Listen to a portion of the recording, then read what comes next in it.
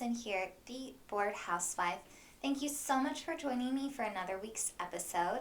If you haven't already, please like, comment, subscribe, follow me on social media. There is a link attached in the description of this, whether you're listening to it through Spotify or Apple podcast, or if you're watching it on YouTube. Or maybe another device, there should be a link that you can click and hit my website to go take a look over there and sign up for the monthly newsletter.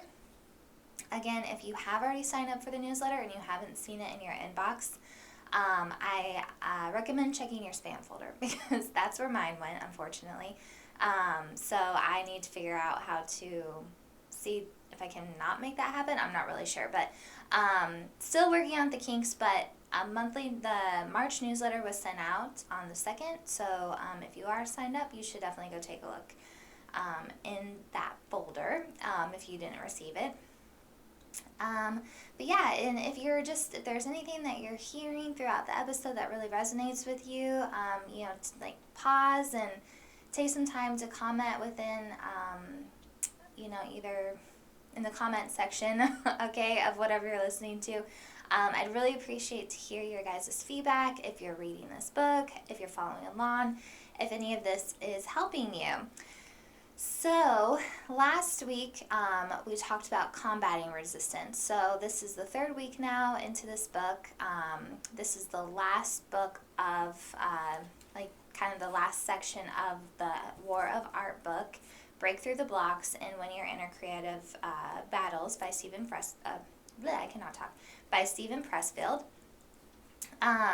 So we talked about what resistance is. He mentions this thing, resistance. And basically, he's just given a label and a name to something that, we use as a distraction or an excuse when there's something in our life that we feel really passionate about doing. And it's not just like something that you might find kind of fun and you want to do. This is something that if you don't do it, like you're losing out on meaning in your life, your soul's not being fed, however you want to kind of look at it. So this is that thing, and I think all of us have some sort of aspect to us that feels this, and it's like if we don't fulfill that hole, then, we just kind of always feel unbalanced. We kind of always feel, unsettled maybe. So, for me, this has been a really interesting week, and I can't wait to talk to you guys about dealing with all of this. It's just very, very interesting. So, then last week we talked about combating resistance. So how can you work through those feelings of not wanting to, do your workout, not wanting to write your screenplay, not wanting to whatever it is. Those are my 2 things that I struggle with the most. So we talked about different ways of organizing our lives and just kind of mentally getting to a place where, we can push through it, but also pushing through it with the idea that this is not something that I'm just pushing through and it's eventually going to stop. This is something that I'm going to have to do every single day. So, resistance is something that you have to fight every single time you sit down to do whatever this thing, that's hard for you to do. So I kind of gave this analogy of Steven Pressfield gave us this great label that we can put on whatever that distraction, excuse, scenario, whatever it is in your life that's stopping you from doing the thing that you need to do. So we have resistance labeled on that, right? We'll just take that resistance, put it in a box, and you can set this box over here. And then you can kind of get down to business, do what you need to do, and then you can go back and you can look at the box and you can reprioritize. What else do I have in there? And, that was another thing we talked about, urgency versus importance. And some things, just because they're urgent doesn't mean that they're important in the same way. So if I'm sitting down to write, then I need to prioritize. This is my time to do this. And if something comes up, obviously life happens. It's not always a perfect equation, But, if someone calls me during that time, I really need to ignore the phone call and continue to do my work versus like, oh, well, I should really take this. It's like, people can leave a message. You can get back to people. We all have different versions of what that sort of scenario could be. So, just some things to think about and to refresh you on what we've gone through. If you haven't listened to the last 2 episodes, I highly recommend. This episode probably isn't going to make as much sense if you haven't listened to those yet. So I really encourage you guys to not only listen to those episodes, but also buy this book if you're means to, because it just is so wonderful. It's hard. You're going to deal with, and I keep saying this, you're going to deal with some really tough scenarios and tough conversations with yourself and reprioritizing your life. But I've just felt so many things this week, but one thing is I felt really accomplished, and that's not something that I felt in a really long time. So I'm going to get into all of that. Please grab your beverage of choice. It is warming up here in Okinawa. It's a little bit of bad weather today, but we've had some really beautiful weather. So I am breaking out the rosé, guys. And it's that time of year. Anyways, grab your rosé, your glass of wine, your beverage of choice, whatever it may be. And cheers, guys. Let's have some fun.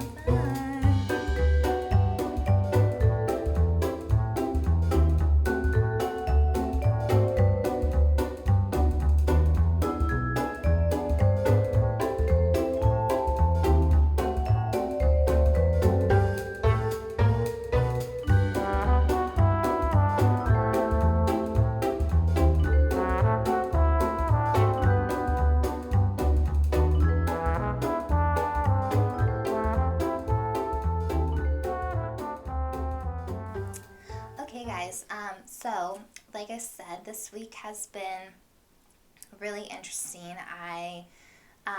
Last week I made myself a little schedule, and I tried to kind of be realistic about how long it takes me to do things. So I'm basing my schedule off of a time that's realistic for me to wake up. I'm not the best morning person, but I have myself waking up at 7 a.m., and being done with my day at 5:30. Usually my husband gets home around 5:30 in the evening, so at 5:30 I can then make dinner, or we can go out, or whatever it may be, and then also giving myself Saturday and Sunday off. So I've ran into a few little hiccups. My husband is gone right now. He's gone for a few months, and I am using this time to try to put this into practice and make it a habit so that when he comes back. So obviously right now I'm not, I don't have to be available for him at 5:30 in the evenings. But, to make a habit and to get in a new routine and all of that, even though he's not here, I'm trying to stick to that. However, he's in the States, so with the time difference and everything and what he has going on with his job over there, he usually ends up calling me around 1, okay? Like a little after 12:31, and we usually talk for about an hour or so. So I love to hear from him. I miss him so much. I want to talk to him. But this week I have my schedule laid out that I work on my creative stuff between 12:30 and 4:30, okay? And then between 4:30 and 5:30, I'll do a chore. And then in the morning I have some other stuff like my working out, and I do a little freelance gig on the side that usually takes about an hour to an hour and a half every day. Eating lunch, then get into my creative stuff and whatever. So he's calling about the time that I'm ready to really dig in. And we talked about the combating of the resistance. A lot of the first 2 hours is just trying to push through and get to a point where hopefully the last few hours, you're doing something and feeling more inspired and getting more in a flow of writing. But he's interrupting that, and it's really easy to pick up the phone because I don't want to be there.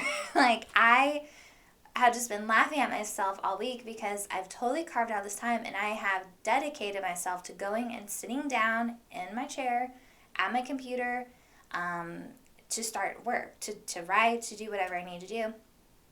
And I'll do a little bit, and then all of a sudden I'm like, oh, I feel hungry. Oh, I'm really thirsty. Oh, I wish I could have a glass of wine right now. Oh, it's too early to have a glass of wine. I need a stretch. And like at one point I was literally just like laying on the floor like a little kid. Like that's what I felt like. I'm like, you know those little kids that don't want to go to bed and they're like, Mom, I'm thirsty. Mom, I saw a monster under my bed. Like that's literally how I was acting. And it was funny because we've like talked so much about the resistance and what that is and what it looks like, I knew immediately that I've ran out of excuses. I've been on top of them like, no, that's an excuse. That's an excuse. So now the resistance is so desperate to get to me. It's like, oh, you need a snack. Oh, you're hungry. And I'm not hungry. I just fucking ate lunch, right? So, I had like another incident with a friend, and it's not a big deal, but it's like I never hear much from her. All of a sudden last week, like that came up, and I was like, okay, this is so weird. Like the minute like Monday, I had such a great day. I dedicated myself fully to everything. And then that evening, like there was some stuff that happened.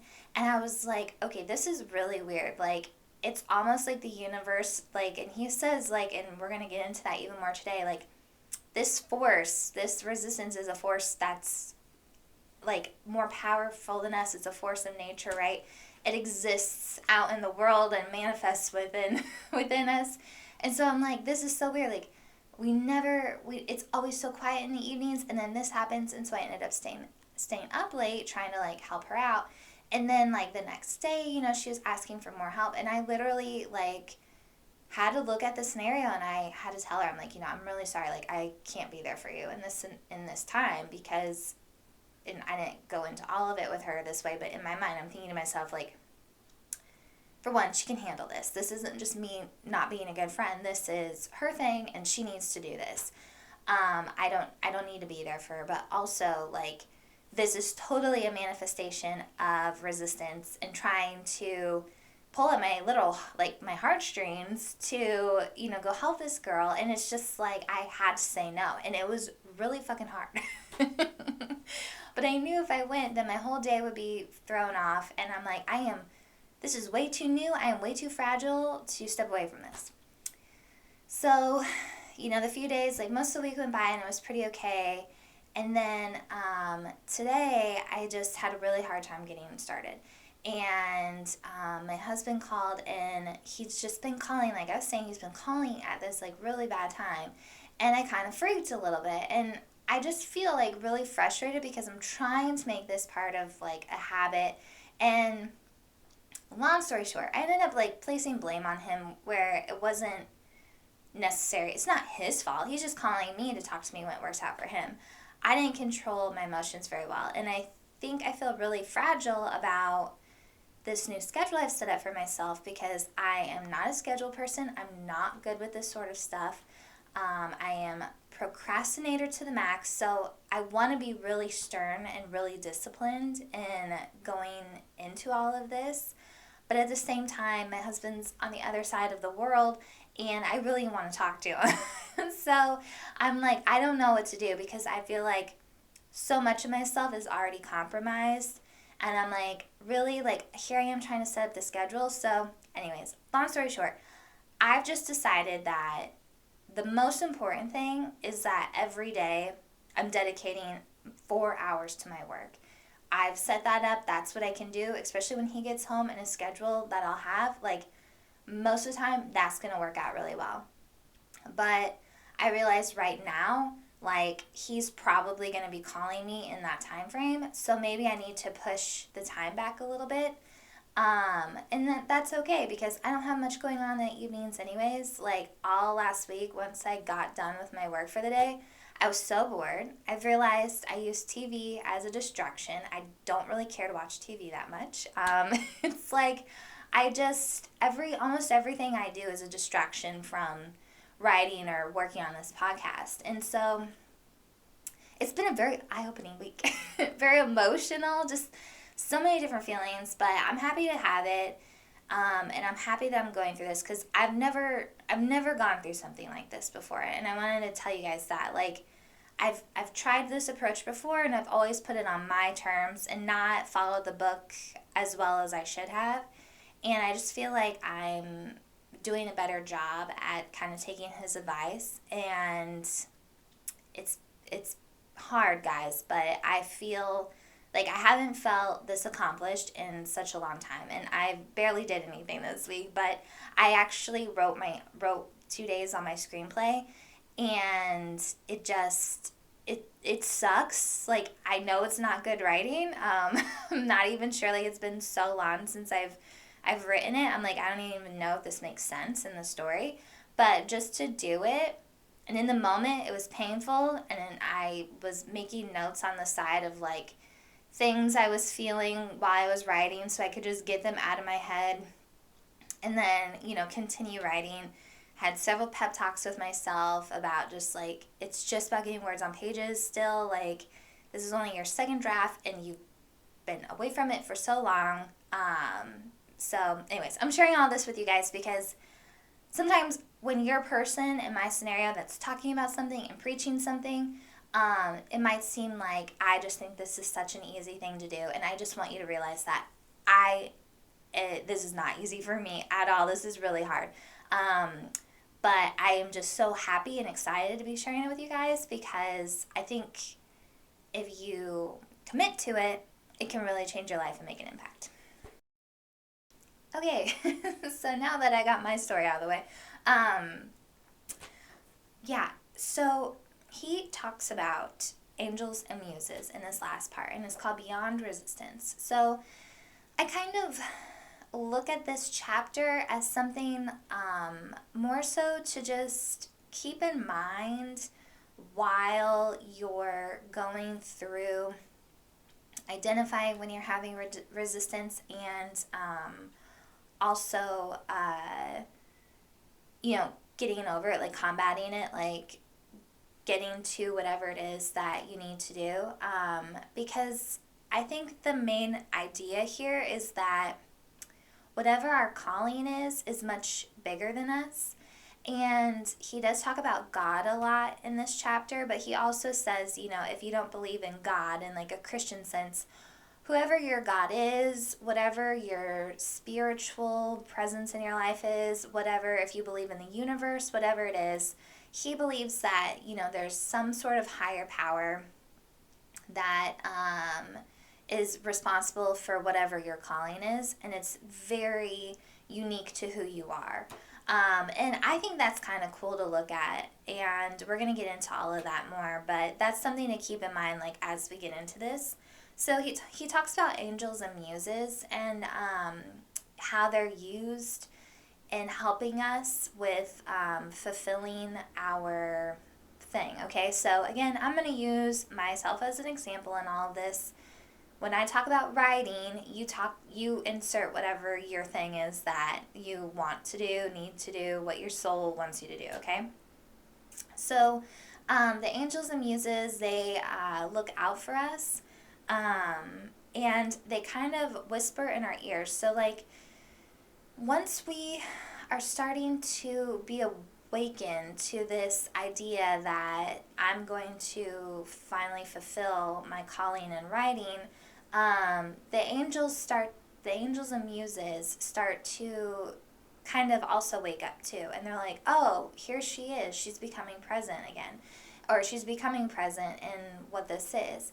And so the muses kind of come down, and his example is they like whisper in your ear ideas. And I thought it was him who talked about this, but I can't remember where I read this, but it's not in this book. But there was another person that I read about who was talking about muses whispering in our ears.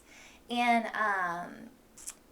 talking about how it must have been sorry, I'm like trying to think of where it's like bothering me again. I think it was like one of these screenplay books that I read. So basically they come down, and I'm a writer, right? So they give me this idea for a screenplay.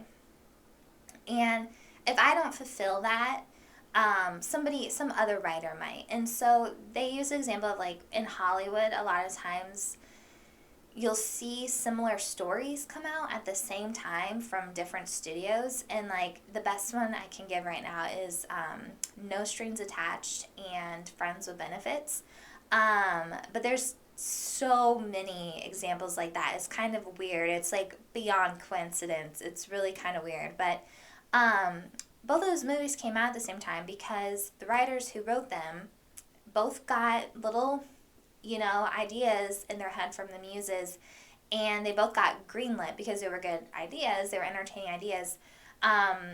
They both got greenlit to be made into movies from different studios, and then they like come out at the same time. And so it's kind of just like proof that like how these little guys are working. But if you don't listen to it, somebody else might hear it. So you might hear like, get this really great idea, and you don't do it, and then I've had this happen to me several times. I had this idea, and the thing with this too, especially as like a writer, if it doesn't, I can still write. These ideas are not identical, so like I'm not gonna go like too in depth about it. But I had this idea about a stalker who tricked a girl into dating him, and my perspective was going to be from the girl finding out throughout, and it was a film throughout the movie, that this guy that she ends up dating and thinks she loves actually is like a psychopath, and like just found out all this information about her and got her to date him. And so I came up with this idea, and I started to write this screenplay, and not too long after that, like, the show You came out on Netflix, and I was like, oh my fucking god. Like, that's my show. And my friend and I, we've had several conversations now. There was another story that I wrote and I shared with people, so this one really freaked me out. I was like, did someone steal my idea? But it was about a girl who had like, it's called maladaptive daydreaming. It's not a real thing, but it kind of is. But it's basically somebody who takes daydreaming too far. So they're daydreaming and they don't realize they're daydreaming. So she's daydreaming that she's dancing in a show, and everybody around her is performing.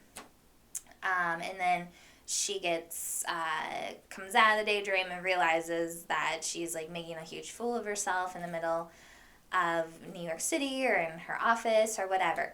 And a few years after I wrote that screenplay, a show got made.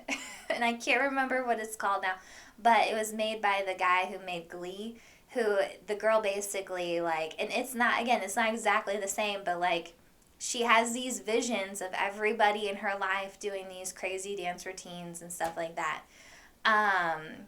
So that's two examples of stuff, and I have another one, and I thought, it's okay, it doesn't matter. But anyways, those are two really solid examples of me kind of freaked out because I'm like, and my friend and I both, my one friend and even my husband Cliff, when we saw the commercial, because the commercial came on after like a Super Bowl, we were sitting there and that commercial came on, and my husband actually even read the screenplay, and he just looks at me and he was like, isn't that the movie that you wrote? And I was like, so fucking pissed. I'm like, I've shared that screenplay. Who told my idea? Who sold me out? Like, who sold my idea?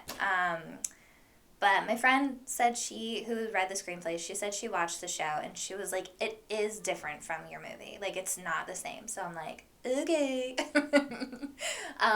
But I couldn't even bring myself. Like, I watched, and I was like, okay, this is from his perspective. This is still different from, eerily similar, but it is still different from what I wrote. But then that one, I just couldn't even bring myself. I'm like, I don't care what you say. That is the movie that I wrote. And she was like, it is similar. She's like, it is different. I'm like, yeah, okay. So my point is, this is how the stuff works, right? These little muses are at work, and the thing is that these ideas are, and I'm not sure if I'm actually at this part yet, but I'm going to say it and we'll say it again. They come from the heavens. They're coming from something that's bigger from us. And these ideas need to be made. They need to be pushed out into the world. So whether you write it or not, it's probably going to end up getting made, or whatever you're doing, whether you do it or not, somebody else is going to end up doing it. So it's like you're going to live a much more fulfilled and better life if you put yourself out there and do it. Even if it doesn't get made the way you want, at least I wrote my screenplay, right? I had the idea, I wrote it, even though it's not on television or in the movies, I'm like a little bitter about it, but at least I did write it, right? And it kind of just proved that I'm on the right track. Like, I am listening to my ideas, and I'm, the muses and the angels, and I just haven't tapped into my timing yet. So, he says on page 117,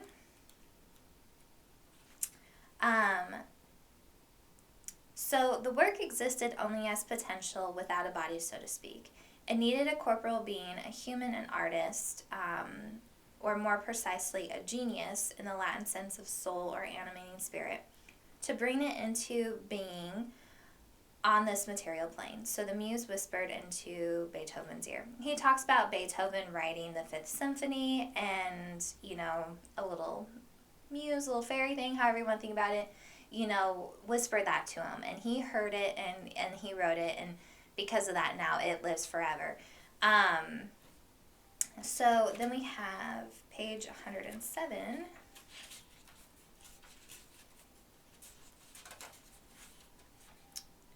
The point for the thesis I'm seeking to put forward is that there are forces we can call our allies. As resistance works to keep us from becoming who we were born to be, equal and opposite powers are counterpoised against it. These are our allies and angels. So basically, you can think of it as bad and good, or evil and good, however you want to think about it. He said at one point, the resistance lives in hell, the angels and muses that we get the ideas from are from heaven, they're holy, all this stuff. It also kind of made me think of when we talked about Plato's forms. There's an episode that I talk about, and I think it's called F in quotations is for forms, or something like that. But basically that episode is talking about how everything on earth has a higher essence, right? And so there's this perfect version of that. And so you can kind of think of it in that way as well, that these ideas that are coming from us or are coming to us are coming down, and we're trying our best to live up to them, because this is a physical world and only, so much can exist in this world. We do our best, sort of thing. And then they also say that just by doing work, it attracts the muse, it attracts the angels. So they want to help you out. Again, they're going to help you overcome the resistance. And so he talks about how he says a prayer to his muses every single day before he sits down and writes. I'll say it's kind of nice. It kind of gets you into a ready, set, go sort of mode. So I've been lighting a candle and just saying please, help me sit here for the next few hours and write. And, please help bring me some good ideas. So it's nothing complicated. He has a thing that he says, however you want to approach it, but something that just can kind of get you ready. And then if you want to believe in these higher beings or whatever, his idea was that they really like work. They like it when they're very happy when people are finally in this place where they're listening to what their soul wants, and they honor that by bringing you good ideas and things like that. And the reality of it is, right, it's just you dedicating time and sitting there and doing the thing that you're supposed to be, that you want to do, right? Like me sitting there and giving myself time to write, as long as I don't let myself be distracted and answer the phone or go get the snack or whatever, even if I lay on the floor for a few minutes, as long as I make myself sit here, eventually you are going to write. You are going to sit down and some ideas are going to come to you.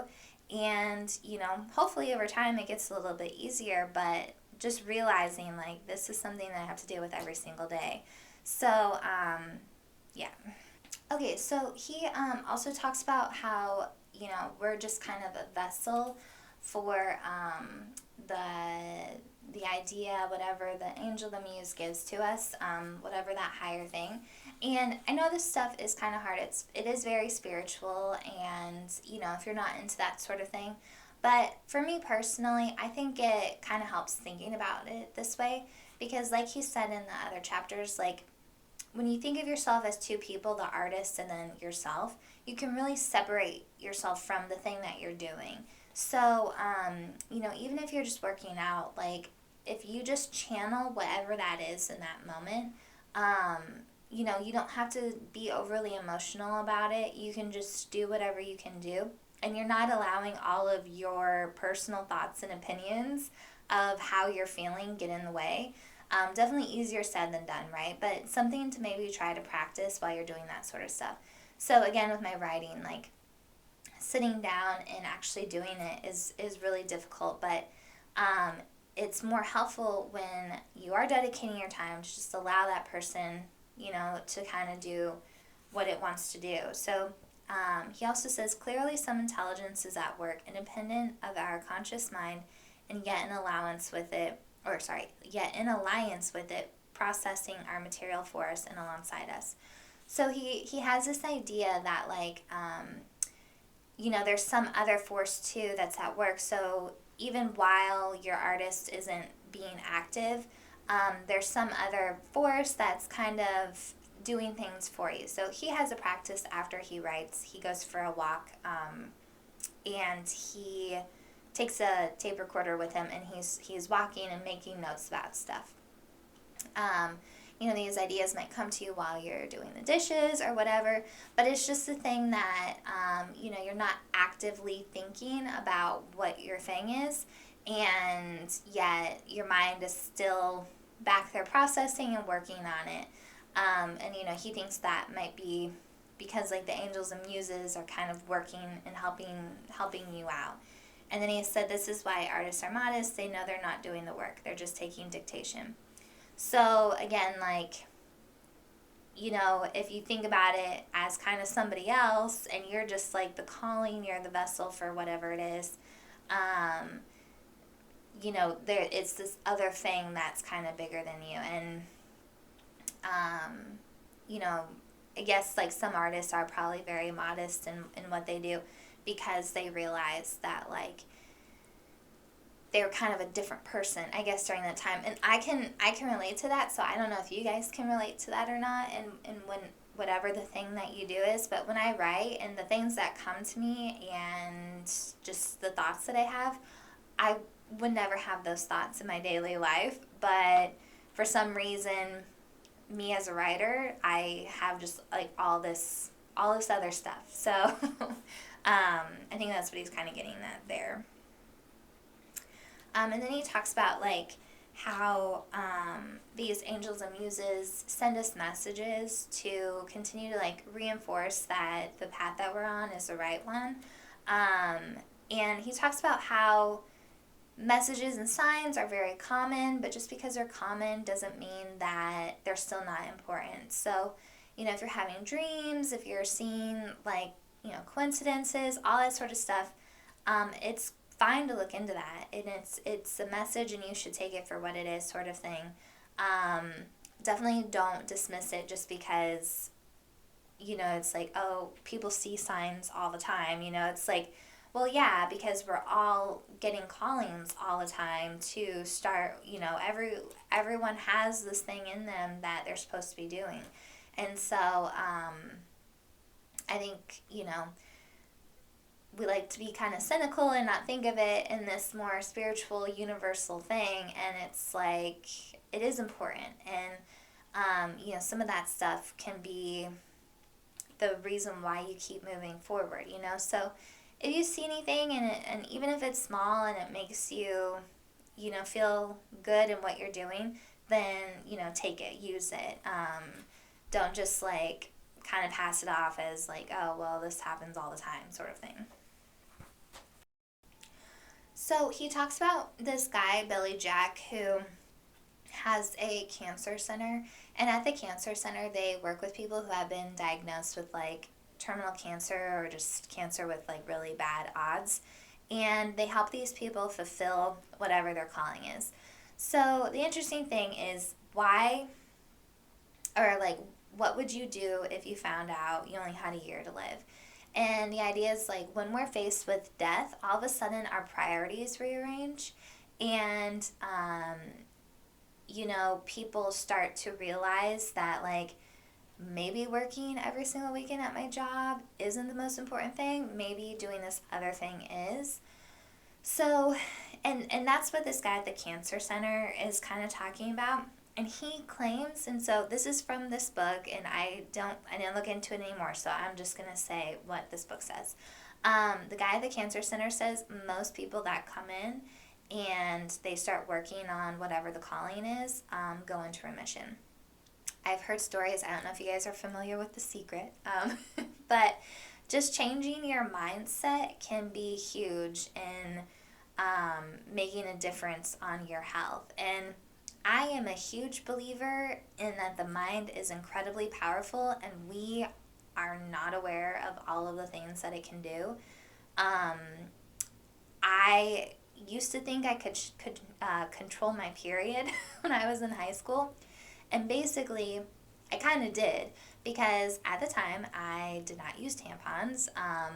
And I was in dance, and we would have dance competitions. And a lot of the times with my costumes, I could not wear underwear with my costumes. And when I did, it was a whole thing. And it was just incredibly stressful thing for me. So I would get so stressed out realizing that, like, I think my period's going to start soon. And I was so regular. I was, like, on the dot, like, okay, I know this is going to happen. And around the competitions, though, if I knew the period was coming up, I would not get it. It would be late. And I think what ended up happening is that I was so mentally stressed out about having to figure out my costumes with certain underwear and my pads and all this stuff, trying to use tampons, and just, it was very uncomfortable and it hurt really bad, and I just was like not ready for it. Okay, mentally I was not there. So it was just very stressful time in my life, to the point where I did not start my period, and then it would be like Sunday on the way home from the competition or Monday morning, boom, period start. And it was like all of that stress finally went away because I made it through the weekend fine without having it, and then my period would start. So I'm just saying, I think there's a lot to it, and especially with our health and our mindset, and people are starting to talk more about it because I think there's a lot to it. But that's not what this episode's about. Anyways, sorry, I kind of went on a tangent there. But he suggests that because they start fulfilling this really important thing in their life, that they go into remission from cancer. So then he also suggests that maybe they get the cancer by not fulfilling, the thing that they're supposed to be doing. So he says, could our unlived lives have exacted their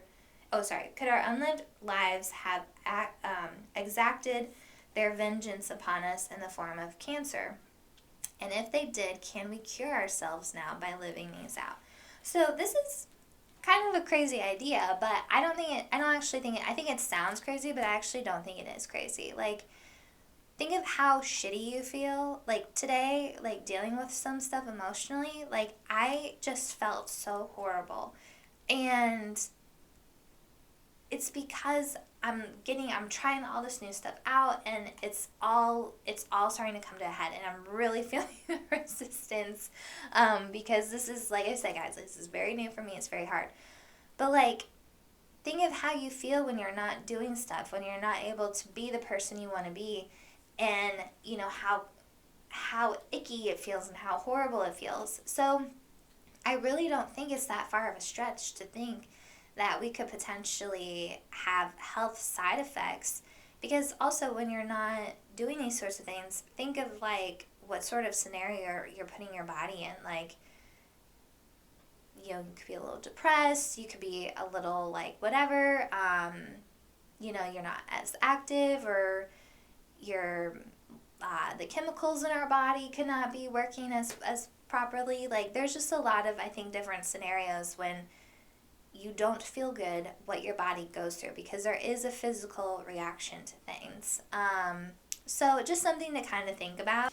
Okay, so my camera continues to shut off today, and I don't know why. It's really driving me nuts. So the last part that I was trying to say is just that there's a lot of power in our minds, and you know, how we feel, and our attitude, and all sorts of things, that I think that, you know, that can take us really far. And when we're not doing what we want to do, then, you know, that could take us in another direction and make us not as healthy people. So anyways, now he wants to talk about the ego and self. And this is his definition of what the ego is, and so that's what we're going to go off of today. He said the ego is part of the psyche that believes in material existence. So death is real, time and space are real, every individual is different, and the predominant impulse of life is self-preservation. There is no God. Then this is what he says about the self. The self thinks death is an illusion, time and space are illusions, all beings are one, the supreme emotion is love, and God is all there is. So, you know, he believes that the muse lives in the self. The self is where we dream, where we get our ideas, all of that. And the idea is that we start living more in the self than in the ego. So he believes that resistance is produced by the ego. He says here, the ego produces resistance and attacks the awakening artist. So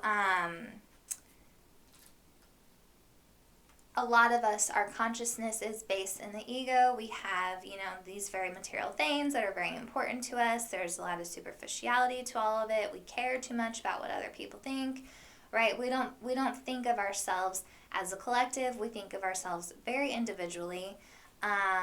And so his idea is when we move ourselves into the self, our consciousness into the self, we get into a better space, and are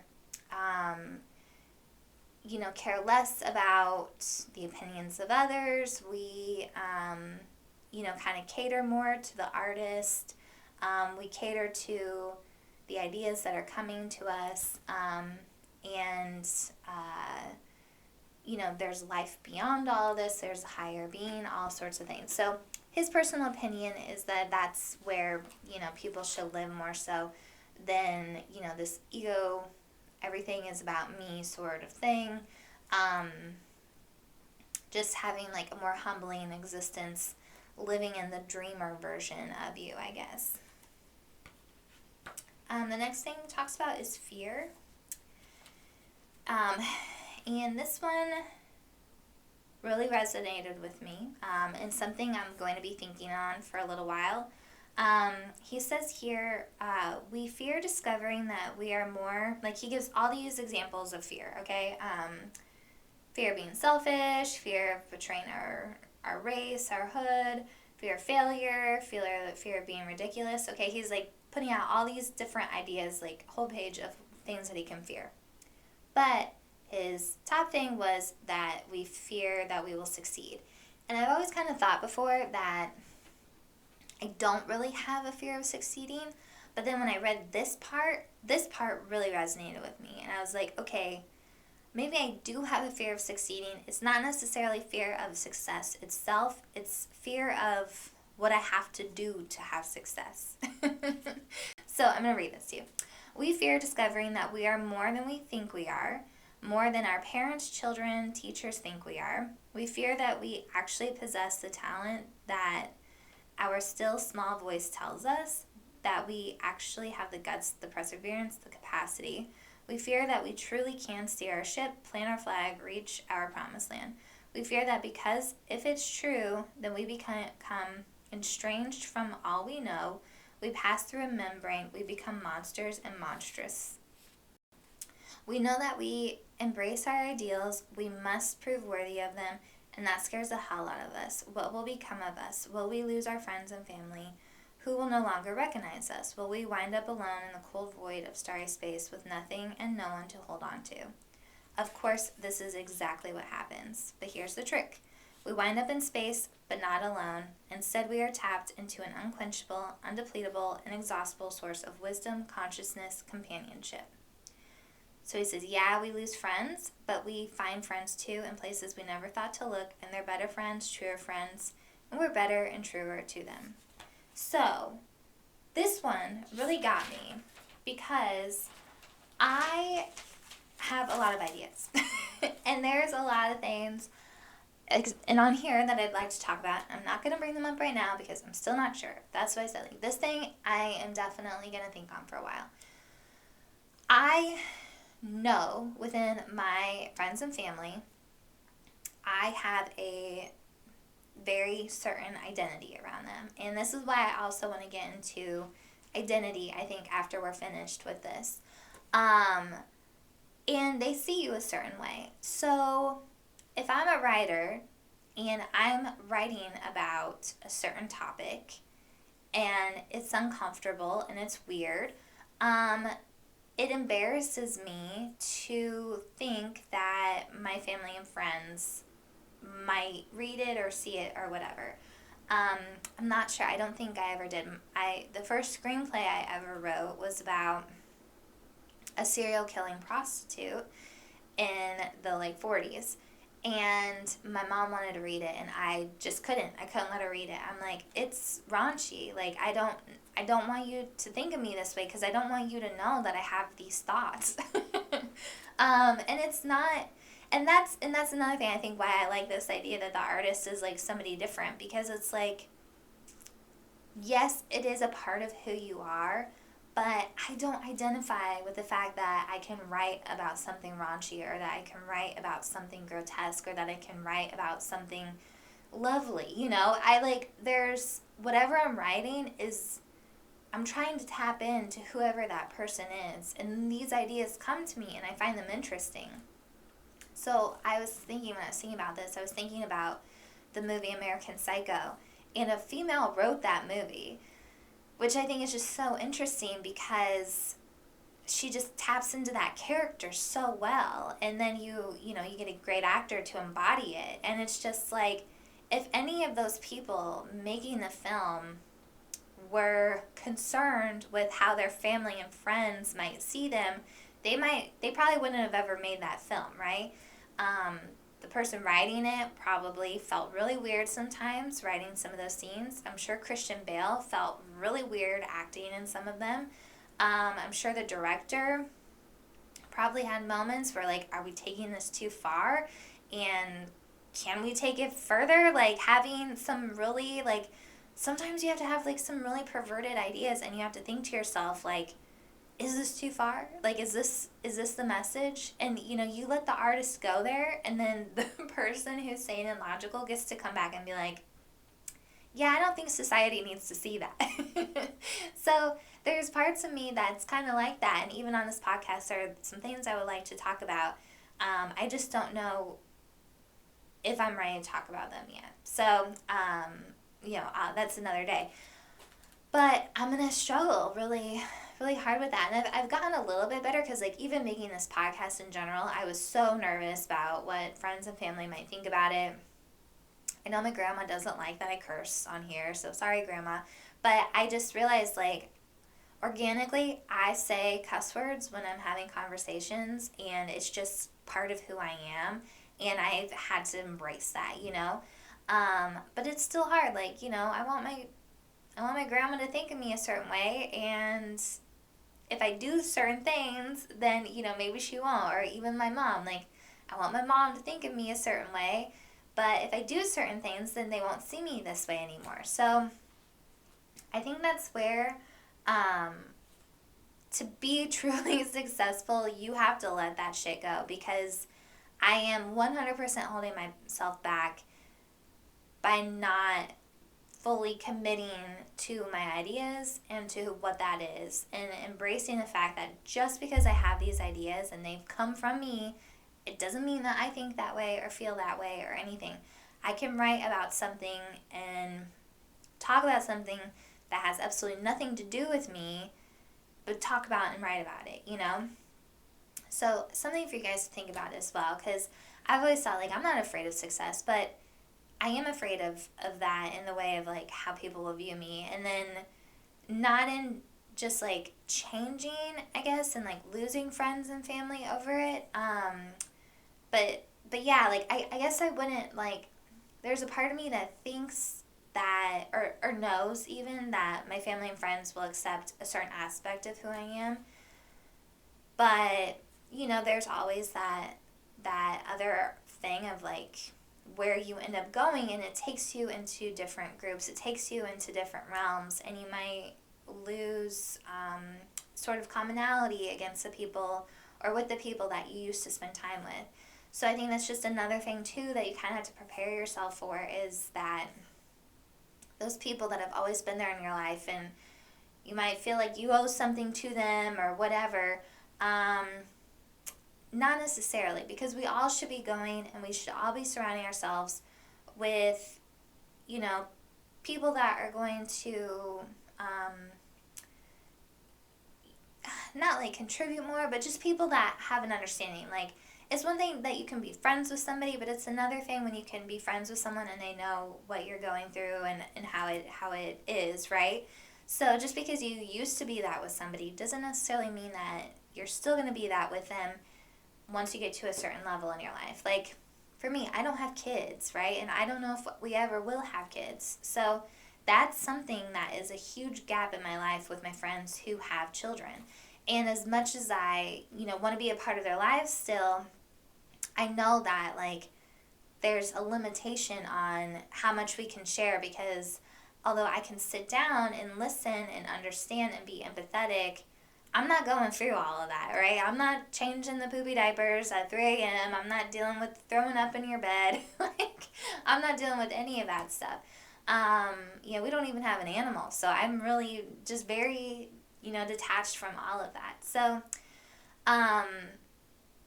obviously some of my friends who are becoming mothers, like, we can still be friends and still relate on certain levels, but, you know, they're probably going to still enjoy their time with their other friends who are mothers, and they can kind of have this commonality and talk about that sort of stuff. So it doesn't mean that you have to lose your friends. It doesn't mean that you need to, like, oh, I'm going this route, I need a whole new group now. Like, no, we can still, like, enjoy, but just be prepared for what this might take you on, and you know, how people might react to you. Because for me, that's what I'm most scared of. It's just, like, I've always been about my reputation. And, you know, I didn't fuck up in high school because I was like, no, I can't party, I can't do this, because I gotta be a good girl, I gotta do all this, I gotta be a role model. And, you know, that was great because it got me out of my small town, and it set me forward on a really positive, like, good direction. But I'm no longer that person anymore. I am this, and I'm trying to embody something that's bigger than me. And so I can no longer hold on to some of those feelings, I guess. I hope that made sense.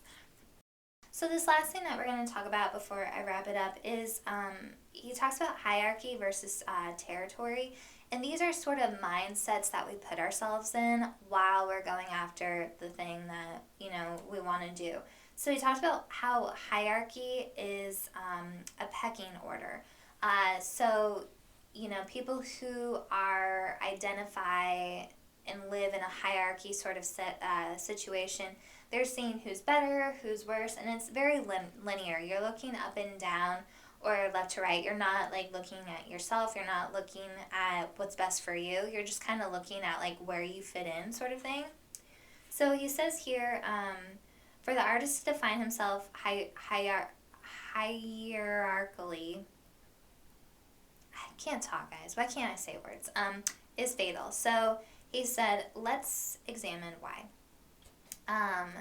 You compete against all others in the order, seeking to evaluate his station by advancing against those above him, while defending his place against those below him. So that's like kind of you're constantly competing against other people. You evaluate happiness, success, and achievement by rank within the hierarchy. So feeling more satisfied when you're high and more miserable when you're low. So again, you're looking at where you're placing, and you're also not really understanding the value of what you're doing. You're basing everything off of if you're getting praise or not. It's that sort of thing. You're putting way too much stock in like what other people are thinking. You act towards others based on their rank in the hierarchy to the exclusion of all other factors. So again, just because somebody's being really successful at something doesn't mean that they're the greatest thing at that. Like, you're missing out by not interacting with other people. And just because they might, I'll use it in social media terms like, oh, there's a new kid on the block and they don't have very many followers yet, but this person over here has like millions of followers. It's like, well, this person that's the new kid on the block, they might actually have some like really cool stuff to bring to the table. So you not talking to them because they only have a few hundred followers like isn't worth it, sort of thing. You evaluate every move solely by the effect it produces on others. He will act for others, dress for others, speak for others, think for others. But it says the artist cannot look to others to evaluate his effort or his calling. And then it goes on to say the artist must operate territorially. He must do his work for his own sake. So, I actually... Oh, okay. Sorry. Okay, I'm going to get this other part first. So what ends up happening when you start working for others is he talks about becoming a hack. A hack is not somebody who is doing everything for the purpose of their calling. It's like you're trying to figure out what the formula is. You're trying to figure out whatever that little thing is. Instead of being authentic to who you are, instead of listening to the muses, instead of going with that idea, even though it feels really weird, but you just got to do it, right? He talks about for himself, he had an agent, he was writing screenplays, he was starving, it wasn't going very well, and he got this idea for a book. And he went and talked to his agent and was like, hey, I know I'm supposed to be writing screenplays right now, but I have to write this book. And the agent and him both decided, like, okay, if this is what your calling is, that you need to do it. And that was his actually first successful book. So not that that's going to be the case every time, but he had to stay true to who he was and what he was doing in that moment. Like, even though screenwriting wasn't his calling and that's what he was kind of going for, and he was putting it all or nothing sort of mentality, when the idea comes, when the inspiration comes, when you hear the muses, sometimes you just have to drop that and go to this other thing. So I had just moved to LA, and I was in a position where I needed to network and just whatever. Like, I'd had a job kind of opportunity lined up, but it wasn't solid yet. So anyways, my friend had this guy that she knew from like a long time ago, and he like dabbled into some directing things, and she knew that he was writing screenplays. So he agreed to meet up with me, or he was trying to write screenplays anyways. He agreed to meet up with me, and we started talking, and he was very cynical for one, which I think it's one thing to be kind of like a darker person, but to be just completely jaded and cynical, I don't think is a good trait when you're in something. Not that you're not supposed to be doing that thing, but you should have a love for what you're doing, right? So you should be able to say, this is tearing me apart, but I love it, and I just didn't get that feeling from him from the get-go. But he was talking to me. He had written a screenplay and it was on the Blacklist. So the Blacklist is this thing that comes out basically. These screenplays, they get shopped around, and the Blacklist is like these screenplays that a lot of different production companies saw. They really liked it, but it just, wasn't part of their plan for that year, whatever. So it gets moved to the Blacklist. A lot of times the movies that get put on the Blacklist end up getting picked up. Maybe by a smaller production company, or maybe like another production company, comes back in and gives it a second look or whatever. But basically it's a very prestigious thing, and it's one of those like next best thing to just, getting your screenplay bought and made, okay? So very impressed that he did this. And so I was kind of asking him, about his process. And he said, well, I was writing all these screenplays that I wanted to make, and nothing was going anywhere. So I realized that Hollywood is full of frat guys who couldn't make it on Wall Street, his exact words, and they just want to have like stupid, shitty movies to produce. And I was like, okay. So he's like, so I made them a stupid, shitty movie to produce, and they got on the Blacklist. And I was like, wow. I felt very deflated. I was just like, okay. And that is, 100% definition of a hack. This guy totally threw out everything that he wanted, all of his authentic ideas, to cater towards a group. Now, did it pay off for him? Sure. And he talks about it in the book. Sometimes it pays off to be a hack. But how does he feel about that? Does he actually feel great that that movie got made? Or maybe does he feel a little bit like a sellout, a little bit like cheap, like a prostitute, for the fact that he's just doing what other people want him to do? And so I think the real thing there is, like, when you have this calling, it's not for you to give in to what these other people are doing. If it's meant to be, these people will buy into what you're doing. The calling's not for the frat boys in Hollywood. I'm sure that's the case. The investors that they have in Hollywood, we see it. They're constantly making the same movies over again. The big blockbuster Marvel films, like, we get it. They're very entertaining, right? But at the same time, like, every once in a while, an independent, nice, interesting, thought-provoking, whatever sort of film makes its way through. And they're usually like this big deal, right? These guys are very money focused. They want to see the big numbers at the box office. These smaller films just don't. They're expensive, and they just don't get that for them. So unfortunately, there's certain aspects of what we do sometimes where you see this ugly side of it, but that doesn't mean that you shouldn't still be doing it. I should still be writing screenplays, even if they never get made, because it's what I want to do and it's what I enjoy doing, and that's where my mind and my artistic aspect is. If there's something that you're supposed to be doing, even if you're not getting paid for it, even if it's not getting recognized, like, the fact that you're doing it for yourself is the thing that's important. And so he talks about then territory. Okay, so the artist, or whoever you are and whatever your thing is, you should be working with the qualities of territory. So a territory provides sustenance. A territory sustains us without any external input. A territory can only be claimed alone. A territory can only be claimed by work.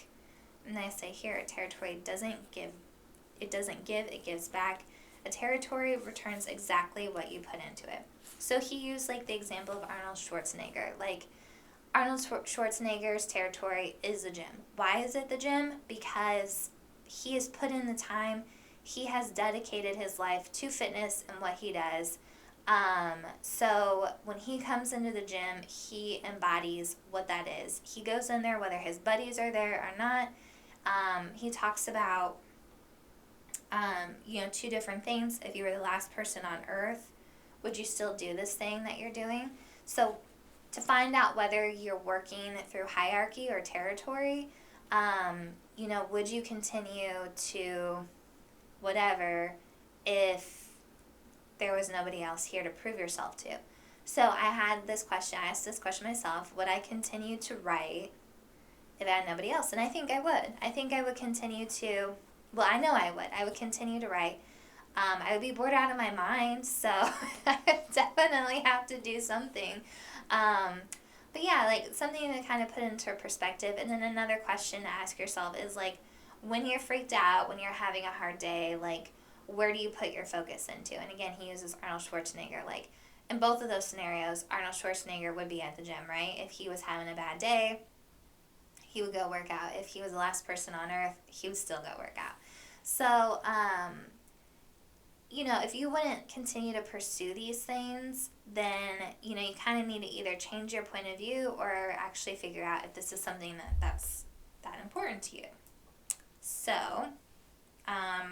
last few things I'm going to read here. He says, let me bring forth that if I can, for its own sake, and not for what it can do for me or how it can advance my standing.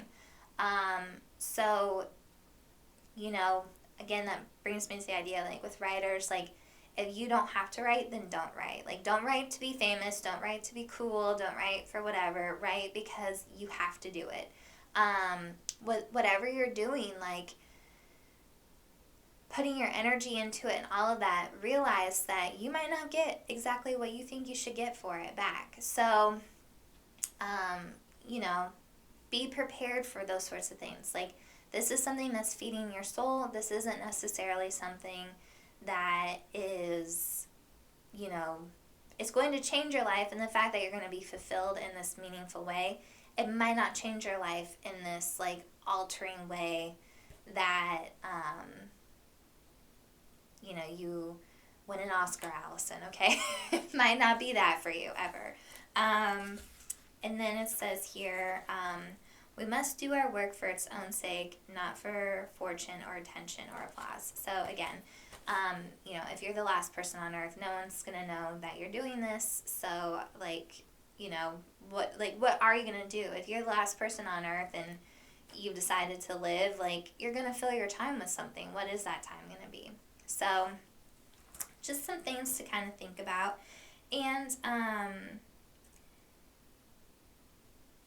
to remember that this thing is bigger than us. We're doing a disservice to ourselves by not doing it. We're doing a disservice to the world by not doing it. He said here, okay, this is the very last page, on page 165. Are you born a writer? Were you put on earth to be a painter, a scientist, an apostle of peace?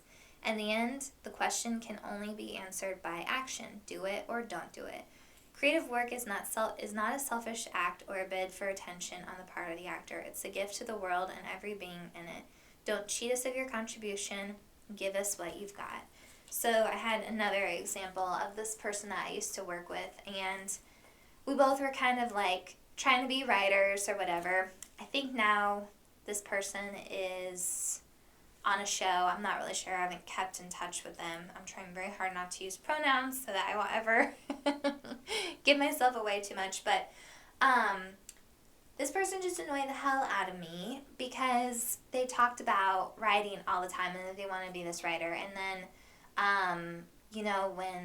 when I talk about it, they never really had anything. And then I even went so far as to, like, try to write something with them, and I put in a little bit of work, and it was not reciprocated at all. So I was just like, okay, you talk this big game that you want to be this, and yet you have absolutely zero to show for. I didn't have a lot to show for at the time. I myself needed to work more on my writing, but I at least had something. I had a few things to show people, but it just always, like, drove me nuts. So, it's one thing to say you're a writer, it's another thing to go and write. And this is, again, it goes into all of it. Like, live your life with humility, live it humbly. Like, just because you're doing something doesn't mean everybody needs to know about it. I mean, if you're trying to hold yourself accountable in some way or another, fine. But really, you need to be doing this for yourself. So if you constantly have to have somebody being your cheerleader and telling you to get up and do it, you're not there yet, and you need to reevaluate exactly what it is that you're you're trying to do, because maybe this isn't your calling.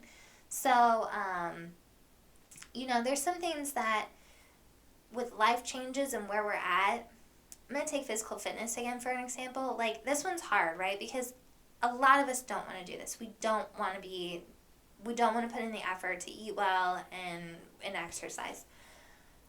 But we all understand that it is important for our longevity of life, and living, I think, is important to all of us, right? Like, being here, being present is very important. So there are sometimes aspects like that I think we can reach for when we're having a hard time dedicating ourselves to, and that's what I've done. I used to be working out and all that, used to be very vain. Even my writing and stuff, I think I shared this with you guys a little while ago. Like, I wanted to be famous. I wanted to win Oscars. I wanted to all these different things.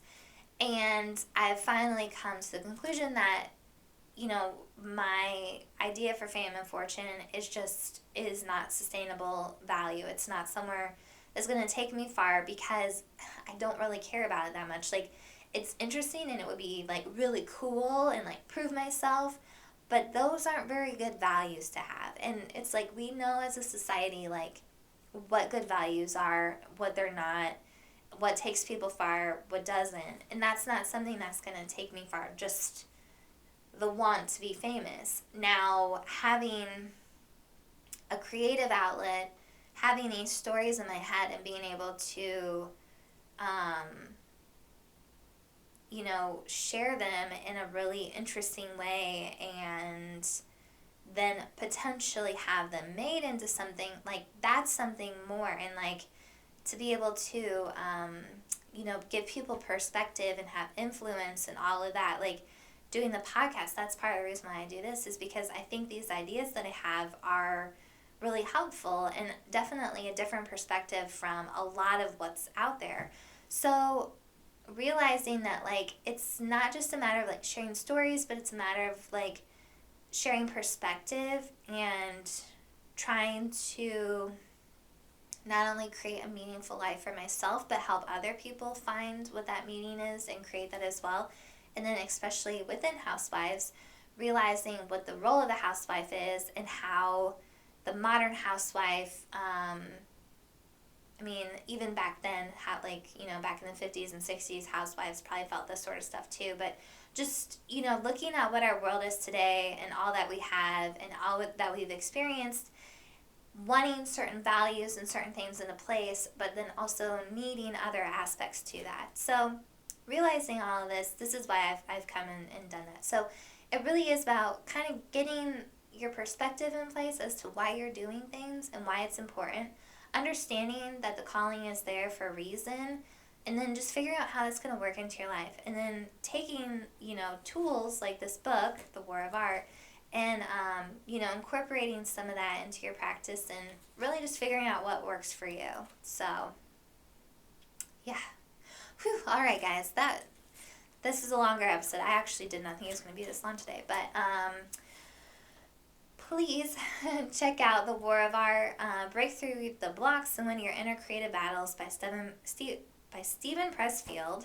I just want to thank you guys so much for listening to this. Next week, we're kind of just going to do a big recap, and I'm probably going to talk a little bit more about how I'm dealing with the resistance and how all this is going. I would love to hear from any of you that are putting this into practice. If you have some insight, perspective, please share it with me, and allow me to share it with everybody else, because I think that would be really fun to kind of hear some other people and the things that you guys are doing.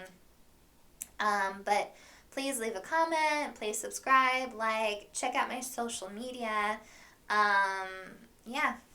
Just all of that fun stuff. But anyways, I hope you guys have a great rest of your week. And I think that's about it. Cheers, guys. See you soon.